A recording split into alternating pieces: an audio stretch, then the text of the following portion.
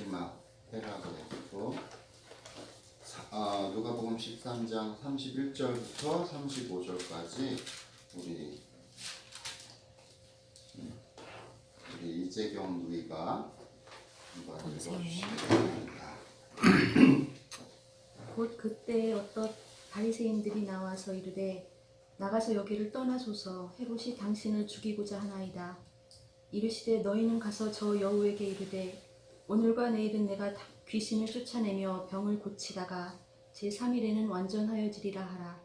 그러나 오늘과 내일과 모레는 내가 갈 길을 가야 하리니 선지자가 예루살렘 밖에서는 죽는 법이 없느니라. 예루살렘아 예루살렘아 선지자들을 죽이고 내게 파송된 자들을 돌로 치는 자여 암탉이 제 새끼를 날개 아래에 모음같이 내가 너희의 자녀를 모으려 한 일이 몇 번이냐. 그러나 너희가 원하지 아니하였도다. 보라 너희 집이 황폐하여 버림받으리라. 내가 너희에게 이르노니 너희가 주의 이름으로 오시는 이를 찬송하리로다 할 때까지는 나를 보지 못하리라 하시니라. 아멘.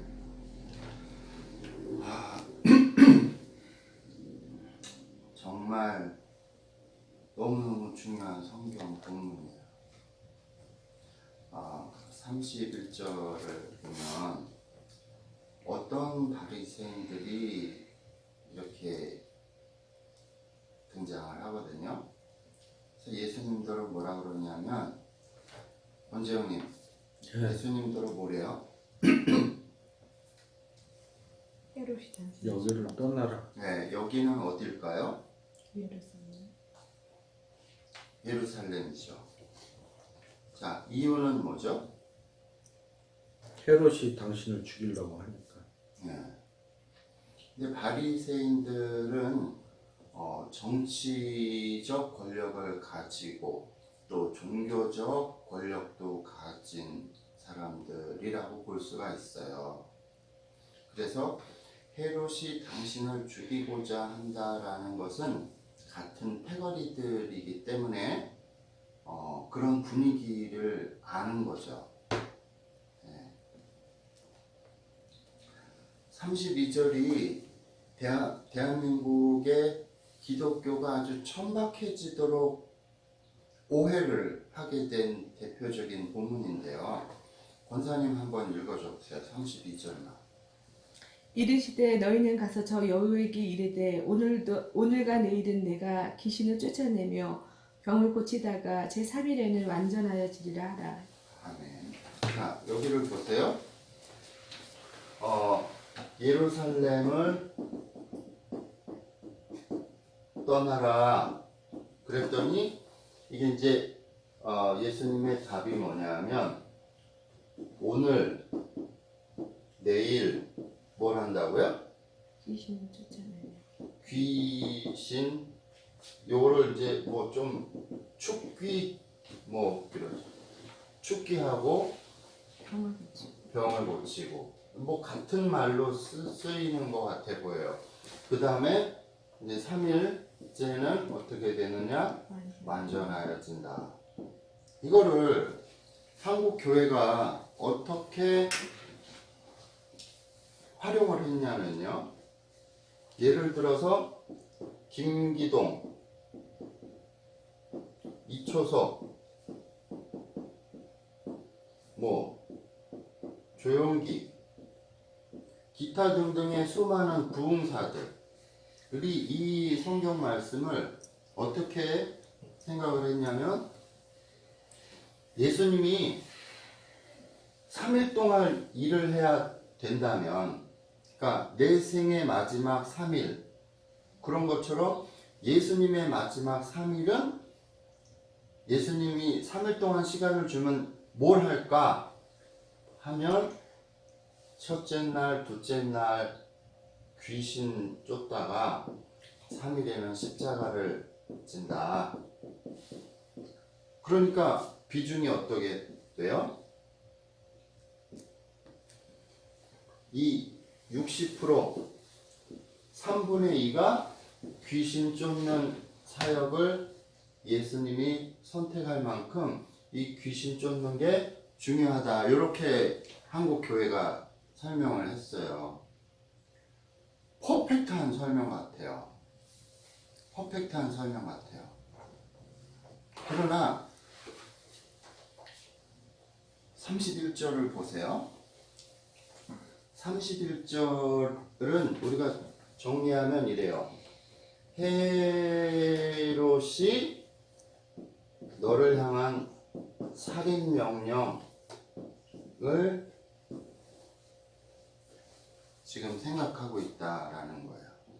거기에 대한 예수님의 답변은 진영 형님, 믿을 건 진영 형님밖에 없어.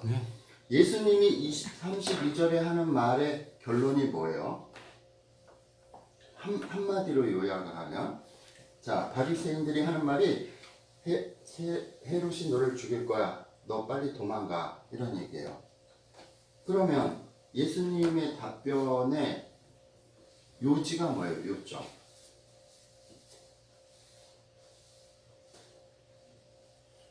기존의 많은 부흥사 목사들이 귀신집 쫓는 게 이틀 동안 하는 일인 것만큼 중요하다 이렇게 포커스를 맞췄어요. 자, 나 걱정하는 척 하지 마, 이 새끼들아. 머리카락만 뽀글뽀글한 게 아니고 속에도 뽀글뽀글한 것 같아요. 권사님, 지금 이거 권사님한테 좀 중요한 거예요. 32절, 지금 요건 31절의 내용이고 32절에 가장 중요한 핵심이 뭘까? 난 십자가를 도망가지 않고 십자가를 지겠다는 다시 한번 좀 크게요. 헤롯이 당신을 죽이고자 하나에다가 도망가라는 거잖아요. 그렇죠. 난 도망가지 않고 난 십자가를 지겠다. 그렇죠. 네. 자, 예수님의 말은 죽어도 좋다. 즉, 안 도망간다. 요거예요.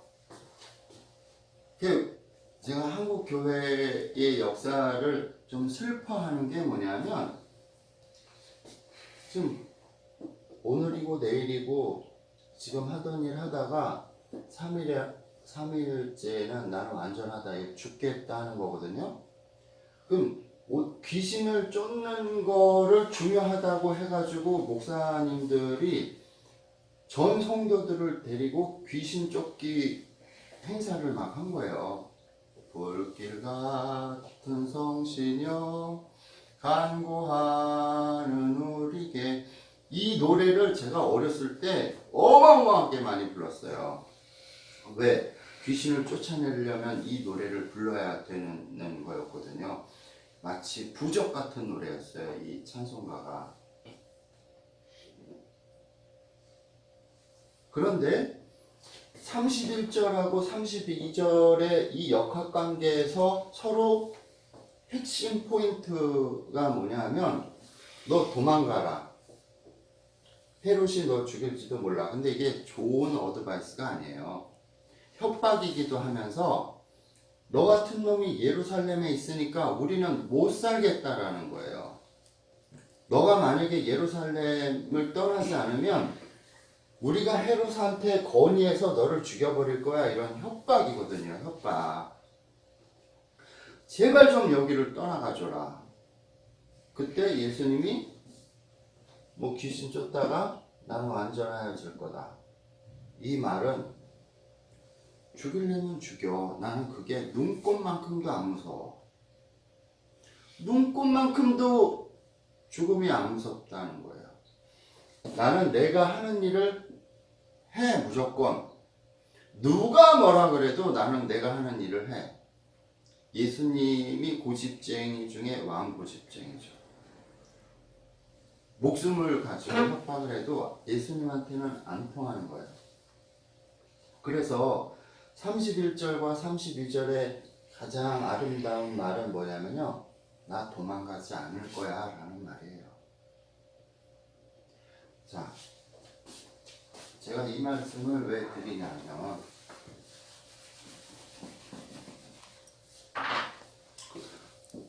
우리 그리스도인 성도들에게 필요한 것이 뭔가? 축기. 그리스도인들이 평생을 예수 믿으면서 귀신 물러가라, 나사렛 예수 그리스도의 이름으로 명하노니 귀신아 물러가라, 이거 하려고 우리가 그리스도인이 된 건가?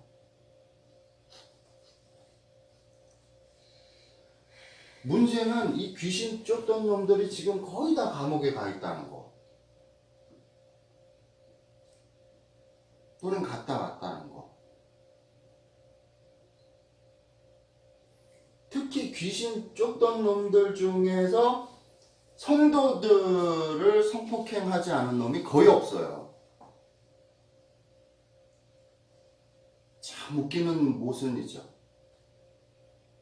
그놈들은 이 누가복음 13장 32절의 말씀에 오늘 내일, 야, 예수님 마지막 3일 중에서 이틀이나 귀신을 쫓는 일을 하셨으니까 이 귀신 쫓는 게 얼마나 중요하냐 그러면서 마치 예수님이 중요하게 여기는 걸 자기들도 중요하게 생긴다 하면서 성도들을 데리고 별 미친 짓들을 30-40년 동안 한 거예요, 이 인사들이. 그러나 성경을 자세히 투명하게 마음을 비우고 들여다보면요, 지금 포인트는 귀신을 쫓는 데 있는 게 아니고 너 예루살렘에서 없어졌으면 좋겠어. 그때 예수님이 죽어도 나는 안 도망가. 안 도망간다는 거예요. 자, 회피하지 않는 거. 회피하지 않는 거야. 안 도망가는 거야. 왜? 우리가 오늘 다 살펴보니까 병관 형님한테 있었던 여러 가지 불편하고 어려웠던 일이 권사님한테는 없었어요. 또 권사님한테 있었던 일이 원지 형님한테는 없었고, 또 권남희 집사님 가정에 우환이 닥쳤는데 진영 형님은 완전 태평이에요. 네. 희한한 거죠. 완전 희한한 거예요. 두명인간이죠.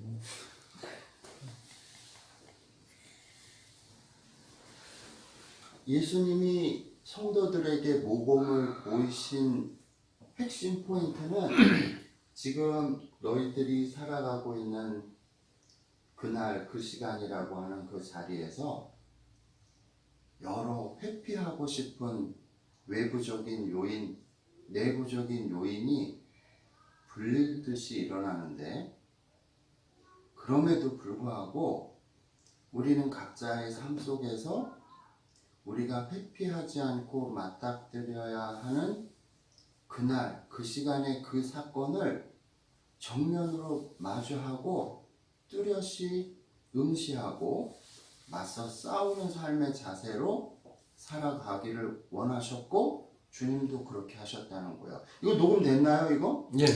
오케이. 왜 박수를 안 치세요? 지금 대한민국 그 설교자들 중에서 제가 조금 아까 한 5분 동안 한 얘기처럼 멋있는 말을 할 수 있는 사람은 천정돈 목사님 정도나 될까? 없어요. 정말로 우리한테 필요한 건 나사렛 예수 이름으로 명하노니 귀신아 물러가라.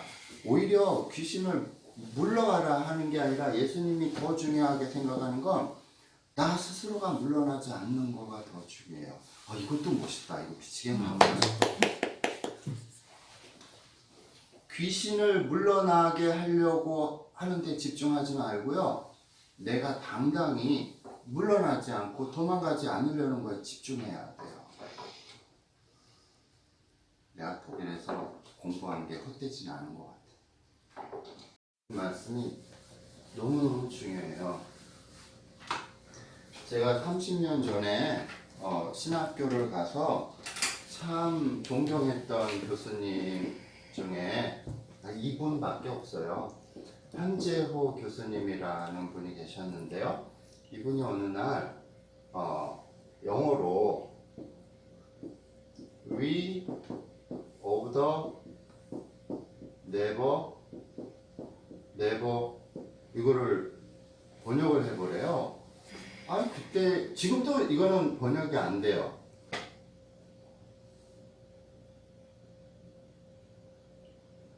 권사님 이거 번역 못해도 쪽팔린 게 아니에요. 네.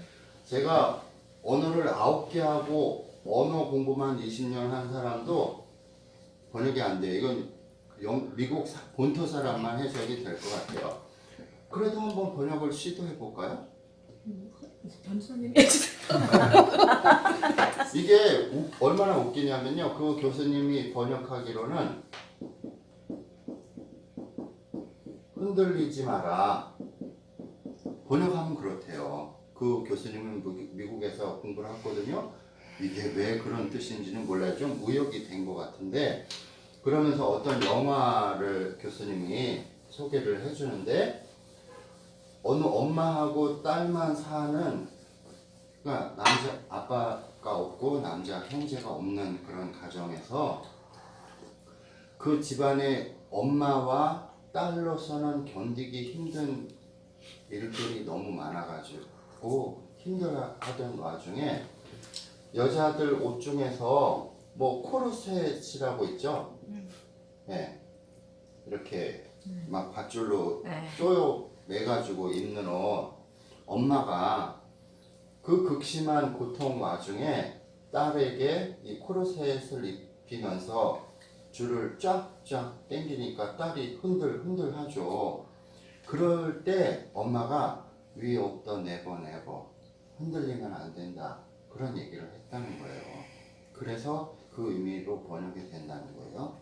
한번 생각을 해보세요. 우리 몸을 밧줄로 이렇게 묶어놓고 당기면 어느 사람이 안 흔들리겠어요.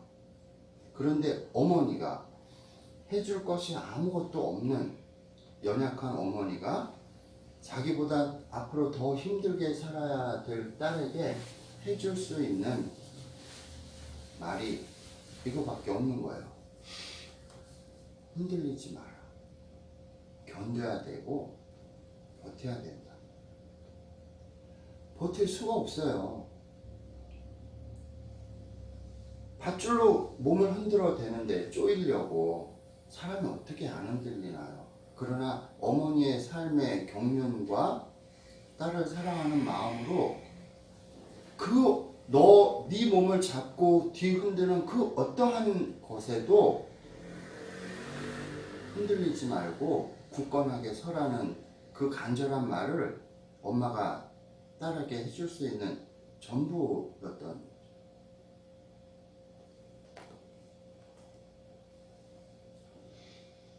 우리를 흔드는 게 너무 많아요. 네. 너무 많아요. 안 흔들릴 수가 없어요. 근데 주님이 너 죽일 테니까 예루살렘을 떠나라 해도 예수님이 왜 못 떠났느냐? 그 망할 놈들은, 이 미친 새끼들은 귀신 내쫓는다고 오히려 그 핑계로 교회를 가지고 장사를 했는데요. 예수님의 마음은 뭐냐면 이스라엘 백성들의 병 고쳐주고 이 일이 끝나기 전에 못 떠나는 거예요. 그리고 예수님이 그 모든 것들을 한 방에 해결하는 십자가를 지는 거, 이거를 해야 되기 때문에 죽인다고 협박해도 거기 못 떠나는 거예요. 그러니까 우리가 여기서 제가 독일로 제가 200명 정도를 보냈잖아요. 아이들이 이제 유학을 가라 그러면 아이들이 묻는 몇 가지 질문이 있어요. 뭐냐면 독일 공부가 힘드나요? 이렇게 물어봐요. 힘드나요? 참 이거 못돼 처먹은 질문들이에요. 왜냐하면 이런 게 독일로 가면 아무리 어렵고 힘들어도 정말 내가 배우고 싶은 걸 배울 수 있나요? 이게 학생이 물어봐야 되고 체크해야 되는 거예요. 그런데 요놈들이 힘드냐고 물어봐요. 힘드냐고. 아니, 배움의 길에 궁금한 건 딱 하나. 내가 그 길을 갔을 때 배움을 얻을 수 있느냐? 이거 외에는 질문의 대상이 되어서는 안 되는 거예요. 그런데 배우러 가는 놈들이 엉뚱한 거 물어봐요. 힘드나요? 힘들어요? 자, 그럼 그 새끼들이 원하는 게 뭐냐? 쉽게 배움, 이거를 원하는 거예요. 그런데 쉽게 배워서 써먹을 배움은 없어요. 네. 덧셈 배우는 거 얼마나 쉬워요. 그러나 덧셈 배웠다고 취직시켜주는 회사는 없어요. 많이 힘들면 힘들수록 더 그 배움의 길에 들어서려고 하는 학생이어야 뭔가 배울 수 있어요. 재밌는 게 제가 독일에 와이프 데리고 유학을 간 게 98년 1월 3일 날 비행기를 타고 독일에 갔어요. 근데 이제 독일에 어학원이 원래는 한국에서 독일어를 막 엄청 많이 공부하고 와야 이제 대학에 어학원을 들어갈 수가 있는데 저는 독일에서 들어가서 얼마 있다가 대학에 있는 어학원을 들어갔어요. 왜 그랬느냐? 98년 1월 3일이 뭐냐면 97년 12월 2일인가가 IMF 들어갔거든요. 그래가지고 이때 대학 어학원을 다니던 학생들이 엄청 많이 한국으로 쫓겨갔어요. 생활비가 없으니까. 그래가지고 여기 자리가 통통 빈 거예요. 그래가지고 제가 일로 들어가게 된 거거든요. 이게 엄청 웃긴 일이에요.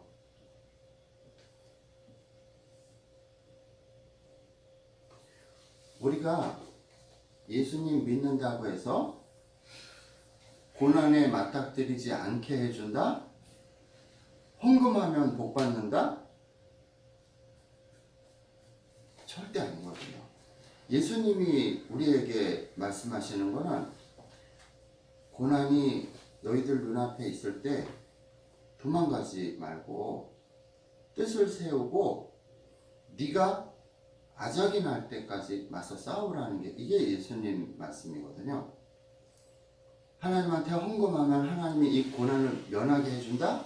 그게 예수님이 쫓으려고 했던 귀신의 정체가 바로 그놈이에요. 예수님의 삶의 뜻이 그런 거 없어요. 고난을 회피하고. 예수님하고는 정반대되는 얘기예요.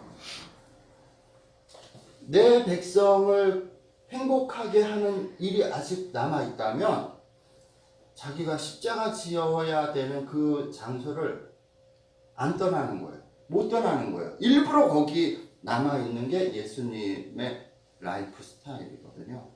그런 예수님이 교회에 돈을 내고 고난을 회피하는 복을 받게 한다? 그게 기독교일 수가 없어요. 예수님은 예수님을 사랑하고 존경하는 사람들에게 무슨 말씀해 주시냐면 당신들이 혹 내가 좋아 보이거든 당신들도 그 고난의 길에서 왜 당신들이 거기에 머물러 있는지 그리고 앞으로 그 고난과 맞설 것인지 회피할 것인지 나를 보고 판단하라는 거거든요. 내가 갈 길을 가야 하리니 선지자가 예루살렘 밖에서는 죽는 법이 없느니라. 아멘. 자, 선지자는 죽을 장소가 정해져 있다는 거예요. 어디냐? 예루살렘. 네. 그러면 이 거꾸로 얘기하면요, 선지자가 다른 곳에서 죽으면 이 사람은 선지자가 아닌 아니냐? 거예요. 네. 즉 선지자 이 예루살렘이라는 곳이 진정한 선지자들을 보면 죽이는 곳이에요. 여기는 원래가 진정한 선지자를 보면. 왜? 가짜들이 여기에 많으니까요. 진정한 선지자가 예루살렘에 있으면 가짜 선지자들이 살 수가 없어요. 네. 그래서 진정한 선지자가 예루살렘에 오면 그는 죽을 수밖에 100% 죽는 거예요. 무조건. 그런데 죽음이 두려워서 선지자가 이것을 회피하면 다른 곳에서 죽음을 맞이할 수 있겠죠. 그러나 예수님이 말씀하시기를 예루살렘을 회피해서 다른 곳에서 안식을 취하다가 죽으면 그는 선지자가 아니라 선지자가 아니다. 선지자가 아니다. 심플해지네.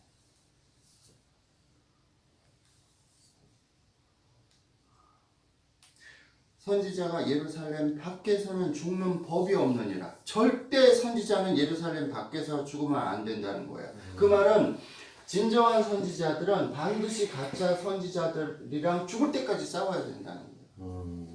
그렇네.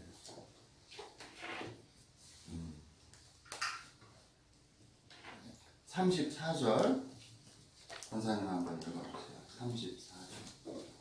예루살렘아 예루살렘아 선지자들을 죽이고 내게 파송된 자들을 돌로 치는 자여 암탉이 제 새끼를 날개 아래에 모은 같이 내가 너희의 자녀를 모으려 한 일이 몇 번이냐 그러나 너희가 원하지 아니하였도다. 아멘. 자, 이재경 성도님, 이건 무슨 뜻이에요?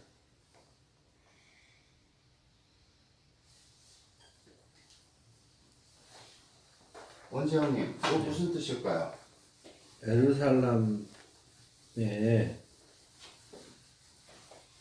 선지자들을 보냈더니 돌로 쳐서 죽였다. 응? 암탉이 제 새끼를 날개 아래에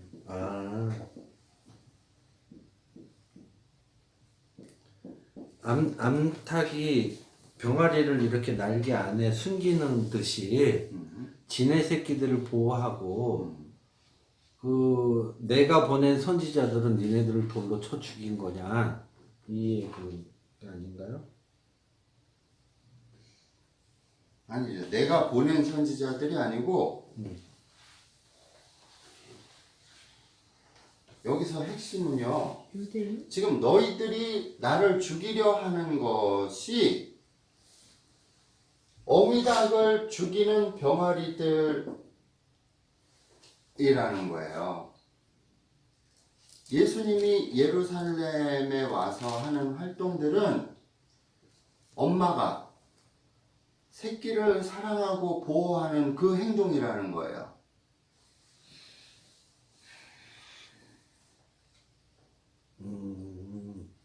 내가 너희들이 미워서 지금 너희들이랑 대치하는 게 아니고 내가 너희들을 품으려고 하는데 엄마 닭이로. 네. 근데 새끼들이 엄마를 죽창으로 밑에서 푹푹 쑤시는 거죠. 자기들을 품어주는 엄마 닭을 죽창으로 푹푹 쑤시는 거예요. 근데 이런 일들이 일어난단 말이에요. 정말로 일어나요.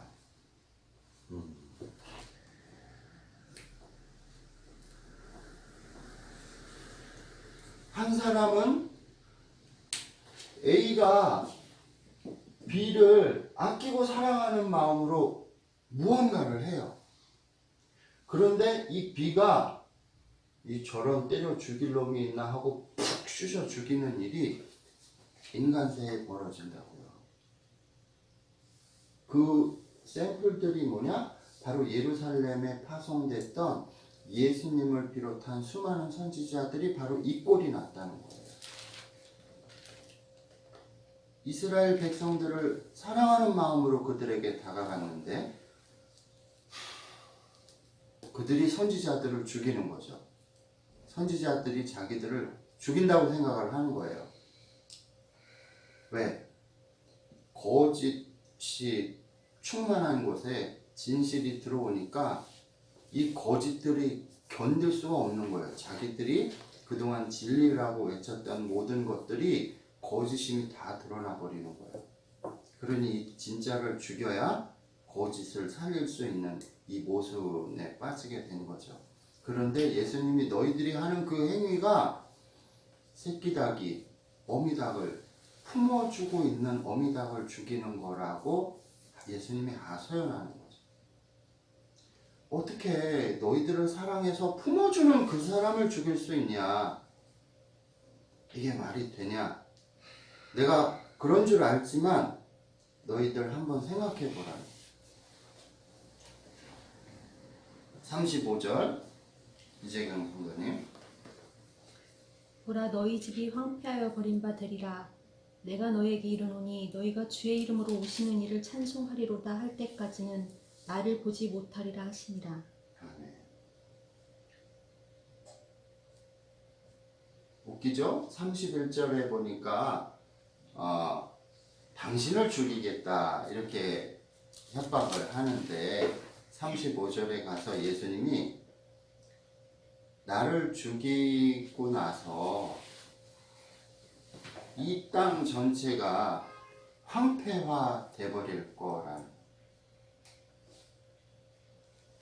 의인을 죽여버리는 땅을 하나님이 그 땅을 황폐하게 만든다는 거예요. 그래서 예를 들면 우리 지혜교회에서 권사님을 비롯해서 원재형님에 이르기까지 아주 욕심이 많은 사람들이 저를 어느 날 몰아냈다. 그러면 여러분들이 불행해진다는 거죠. 얘가 확실히 쏙 들어왔어. 그죠?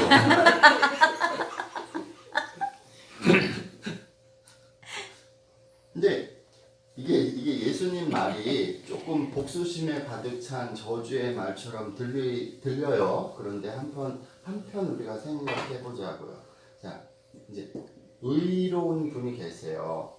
그리고 여기 이제 불의한 자들이 가득 차 있어요. 이 사람들이 이제 없애버렸어요. 그리고 나서 이들이 없어진단 말이에요. 즉 의로운 자를 살리고 그로부터 배우면 불의한 자들이 살아요. 그런데 이 선생님을 죽여버리면 마음이 편하죠. 불편하게 하는 사람이 없으니까 어떻게 되냐? 소멸돼 버립니다. 뭐 너무 어렵다. 쉽게 설명할게요. 원지영님이 저한테 한 7년을 같이 더불어 이 공부를 했단 말이에요. 그러니까 여태 살아남아 있는 거죠. 사람답게. 원지영님이 저를 멀리했다. 그러면 어떻게 됐겠나? 상상도 하기 끔찍해요.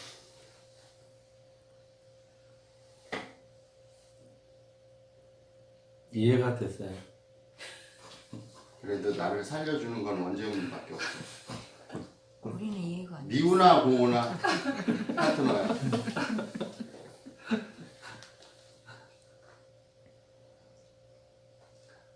불편하더라도 없애서는 안 되는 걸 없애는 경우가 우리가 있어요. 네. 불편하지만 끼고 살아야 되는 게 있단 말이에요.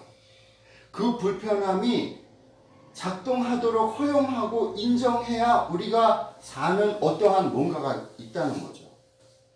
불편하다고 싹 없애버리면 그와 함께 나도 없어지는 뭔가가 있어요.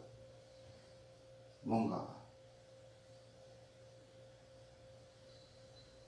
권남희 집사님이 내가 불편하다고 나를 잘라버리면 권남희 집사님이 심심해서 굶어 죽어. 그 뜻이야. 나는 누구를 자르면 안 되냐고 생각했냐면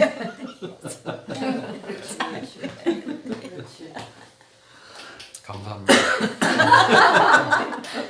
자, 일단 예배를 앞에 주기도문을 했지만 한 번 더 주기도문으로 예배를 마치겠습니다. 하늘에 계신 우리 우리 아버지 아버지, 이름이 거룩하게